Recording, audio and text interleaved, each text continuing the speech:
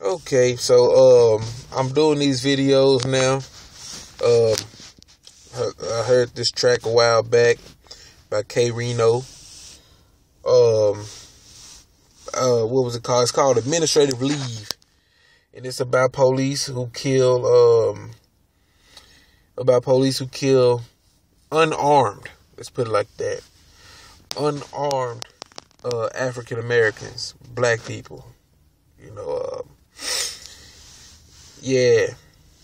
But this first video, this very first one, I am going to be talking about Darren Wilson.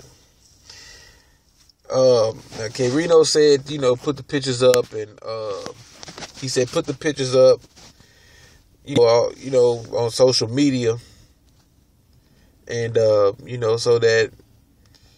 so that people could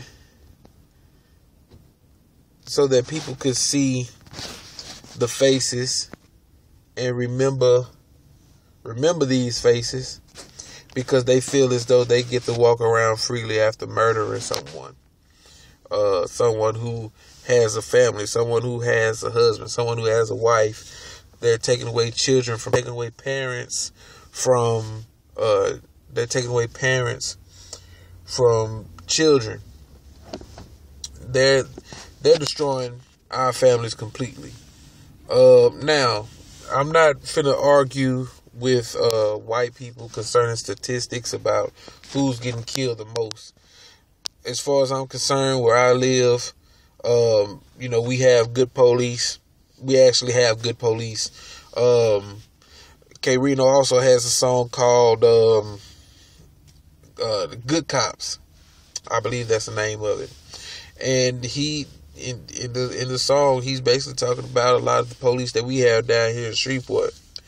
Now, I've never been in trouble with the police. But from what I've heard, there are some dirty police, here in Shreveport.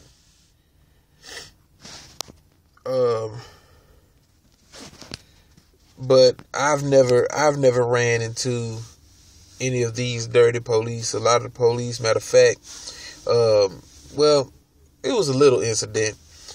I wouldn't call it an incident. It was just more like a, if you keep stalking this girl, we're going to have to take you downtown. Not necessarily stalking, but, I kept blowing her phone up. I don't know what they called it, but, it was one of those puppy love moments, man, and I was, I think I was 18, 19 at the time, and we had them broke up, and, she went back home to stay with her parents, and, she was living with me and my mother, and my sisters, and, she decided that she didn't want to be there no more, and, I wanted her to come back. I felt like there was a misunderstanding. I wasn't, my heart wasn't felt, and I wanted her to, see how I felt. And I just blew her phone up, and I guess she called the police, and police came by while I was getting ready to head out to work, and they told me stop calling her, but it could have been worse. They could have did something to get me, because I was on my way to work, and something could have been done, but it wasn't. They was respectful, they were polite gentlemen, and for the most part, a lot of the police here, and really in my opinion, I feel like the police here, they don't get involved in unarmed shootings, because they're either one of three people. Either they're the person that go to work and mind their own business, or they're the person who's trying to pull chicks. You know what I'm saying? They don't want, they not worried about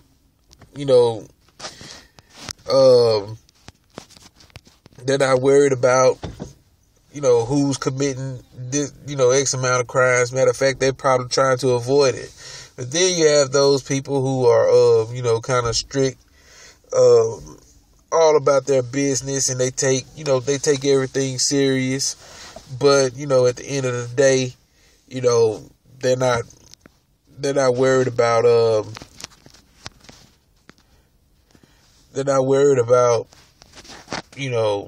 trying to meet a quota. If anything, they're gonna give you a speeding ticket. They're gonna give you an inspection ticket. That was one ticket that I got. My inspection sticker was out of date by a year. But yeah, man. Gonna talk about this this devil, Darren Wilson.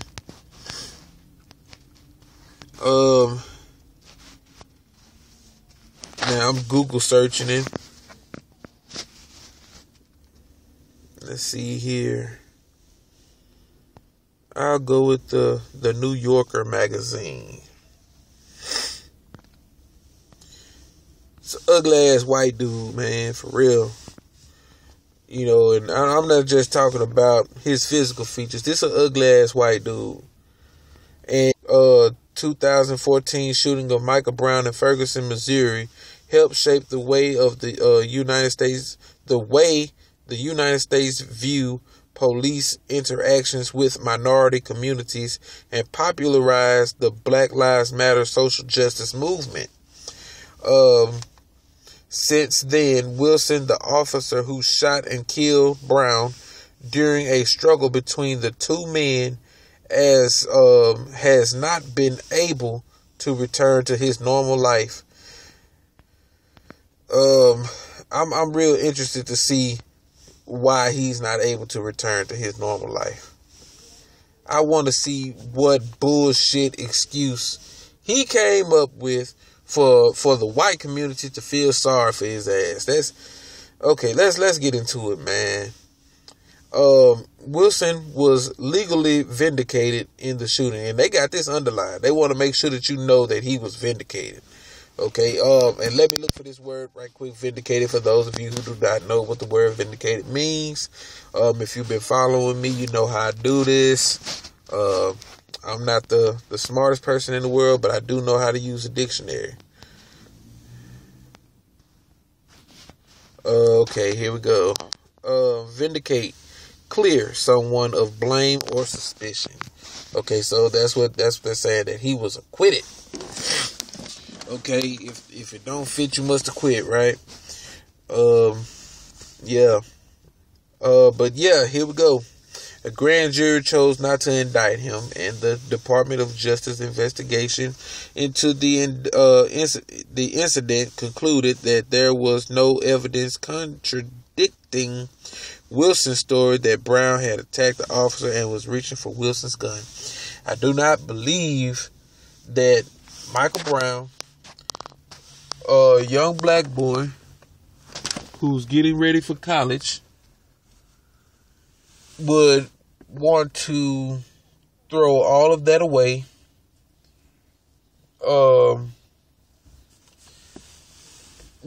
in a tussle with the police, a police officer. I don't think that he was going to be going to school bragging about how he shot a police and got away with it. Okay, but white people and their not white people, racist white people and their bullshit. Let's see. Wilson had bruises on his face after the shooting. No shit. We're not denying the fact that y'all was tussling, goddammit. A tussle gonna happen.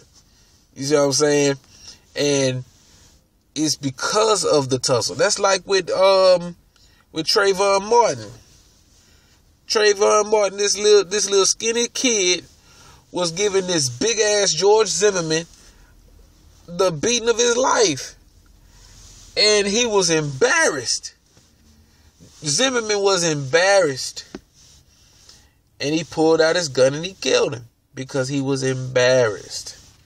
Okay, so that's what happens here. Whenever a police is in a tussle with somebody, and they say that he was reaching for my gun, and they got bruises, they was getting their ass whooped, and they wanted to show the person who was whooping their ass, who the head honcho was.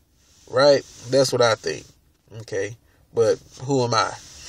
The investigation also found that the hands up, don't shoot rallying cry that became popular across the nation after witnesses said Brown had been trying to surrender when he was shot wasn't accurate. Okay, let's reread this because I was fumbling over it. I want you to get it. The investigation also found that the hands up, don't shoot rallying cry that became popular across the nation after witnesses said Brown had been trying to surrender when he was shot wasn't accurate. Whoever wrote this does not know how to use punctuation. There's no punctuations in here to tell me when to break or whatnot.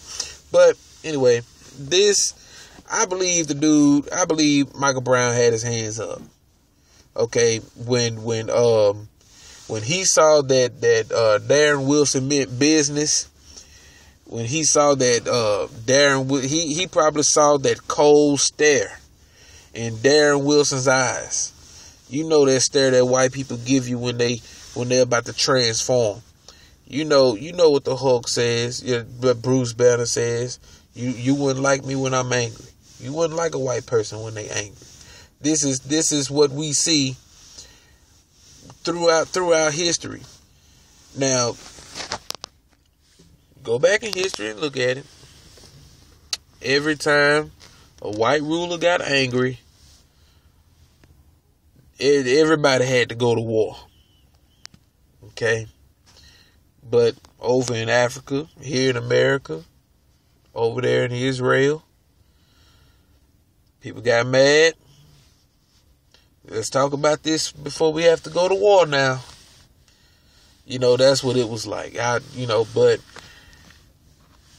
Brown, he saw that cold stare in Darren Wilson's eyes, and he knew then, okay, I don't want to lose my life over this. Let me get a chance to explain myself. Go ahead, man, you can take me in. Okay? That's the mindset that I believe that Michael Brown had at that moment. And he did say, my hands are up. Do not shoot me. Okay. Now here we go. There is no evidence upon which prosecutors can rely to disprove Wilson's stated subjective belief that he feared for his safety, the Justice Department report said. Now, isn't this what they all say? Don't they all say that I fear for my life? How can you fear for your life when you have a means to not eradicate, but more like yield the threat or slow down the threat so that you can get away and call for backup? You didn't have to shoot. Why did every shot? Notice now, when you look at the autopsy picture of Michael Brown, which I'm about to look up now, when you look up the autopsy picture of Michael Brown, there are no shots in his legs. There's no. I think it was one in his arm. Let me see. But Michael Brown was shot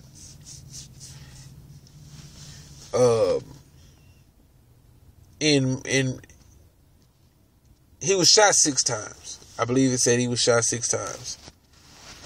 And all of those shots were in the area where his okay, here we go. We're looking at the autopsy.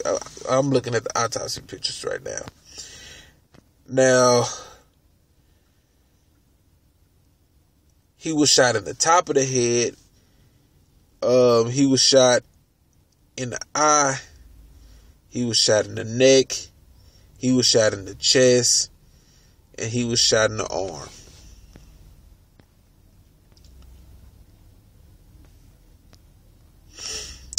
Twice. Okay.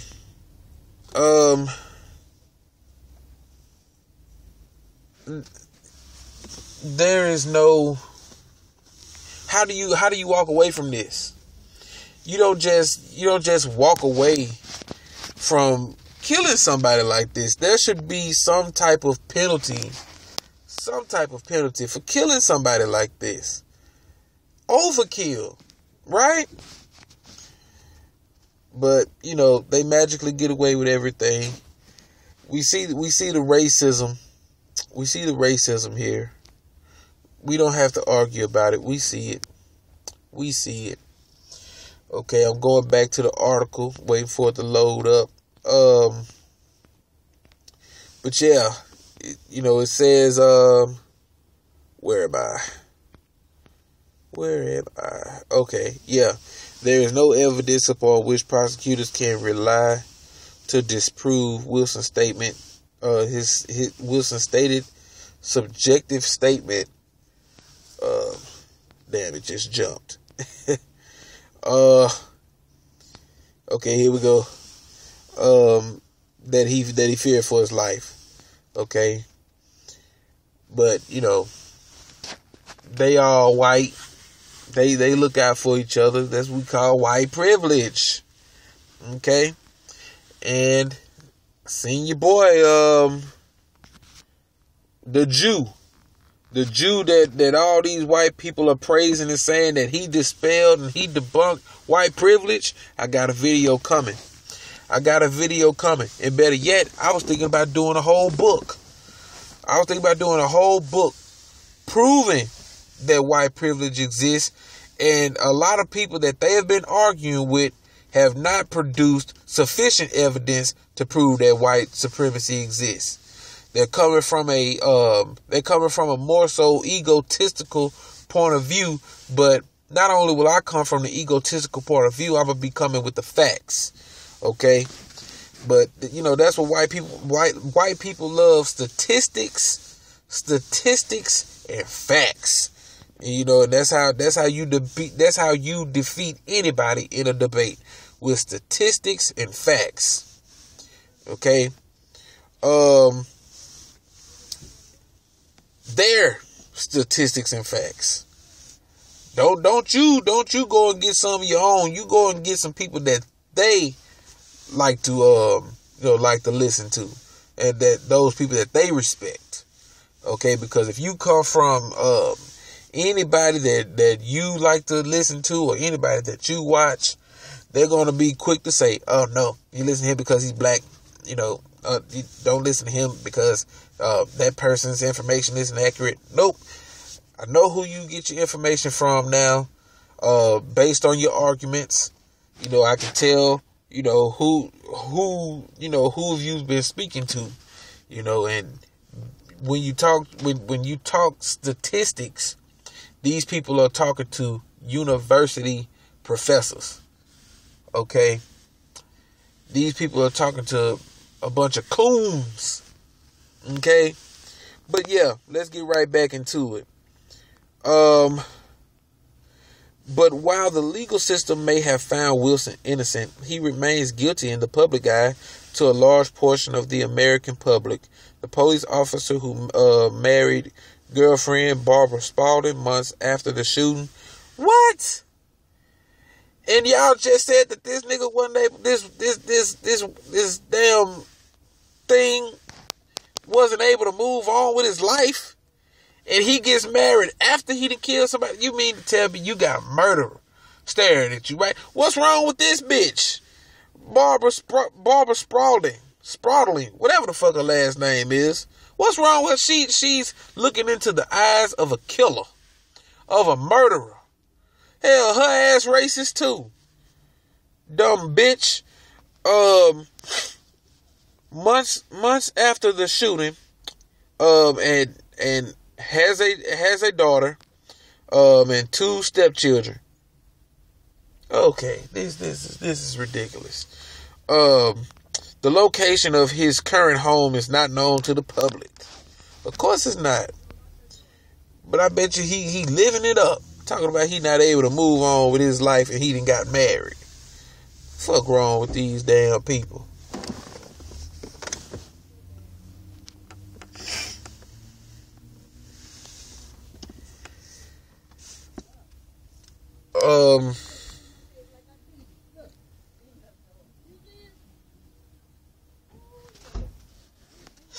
But yeah, I'm being nosy watching these people out here. But yeah, says the last many people heard of Wilson was an August 2015 profile in the New Yorker. That's the one I was about to read, but it was too long. The piece revealed that Wilson had been unable to find another job in law enforcement since the shooting. Well, that's good. That's good to hear. Not the fuck. This nigga getting money from somewhere. You done relocated. You done moved. And then, how the fuck nobody know where you stay? I'm pretty sure wherever you move to, the people around you know who you are and what you did. Somebody know, man. Unless the FBI and or somebody moved him, which would be white privilege. The piece revealed that Wilson had been unable to find another job in law enforcement since the shooting. It also featured him vehemently defending his story and expressing a desire to move on from the shooting.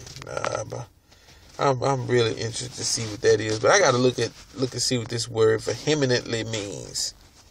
I've never seen that word before.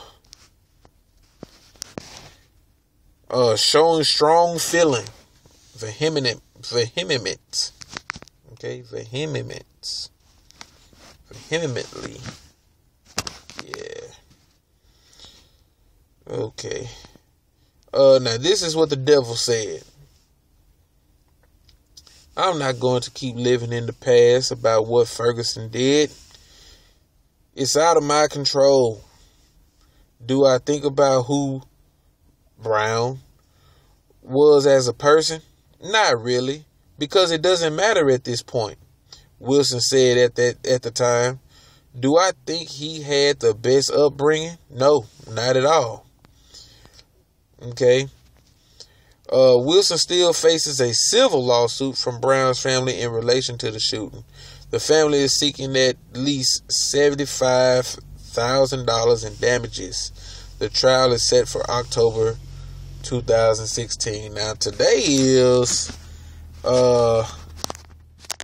today is March the 6th, 2017. And I just want to see if something happened with this case. Which I'm pretty sure nothing did. I haven't heard about anything. Maybe I'm wrong. But let's see.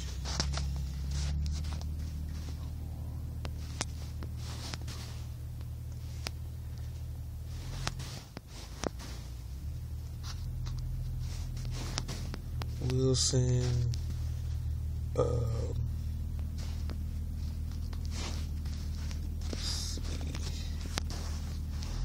Now I'm gonna look it up later, and if I'm wrong, I'll make a video, stating what's up. But yeah, didn't want this video to be as long as it is, but it is long as it is, and if you if you enjoyed the video, leave a like, subscribe, share the video, all that good stuff, and I'll see you guys in the next video. Peace.